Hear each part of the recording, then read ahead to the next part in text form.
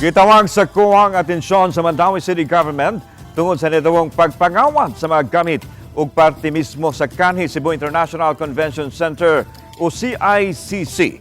Ang detalye sa report ni Nico Serino.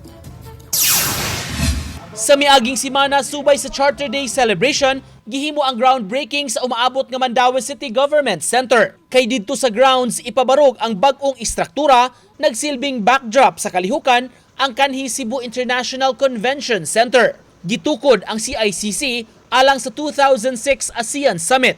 Nagusbat na ang itsura sa building nga apektado sa 2013 earthquake ug sa bagyong Yolanda. Kung tan-awon karon, dakong parte na sa bungbong ang nangawala. Kining estado sa kanhi CICC building gi-highlight sa Commission on Audit nga mitataw wala hingpit nga mabantayi gikan sa nahitabong theft o pilferage. Sa ilang report nga pinitsyahan Abril karong tuiga, misangpot kuno kini sa wastage sa government resources.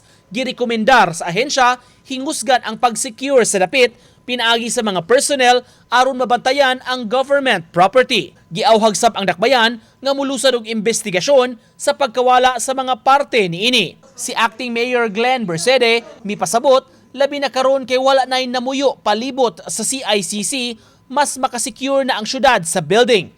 Napabalhin na ang mga nanimuyo kaniadto gikan sa CICC compound. Di nakasuot naman security nila sa kontraktor. Kay naka-experience naman sila gipangawat na diya. Yan nanaw sa sila mga butang diya ang kontraktor. Unang kuha sila gila security.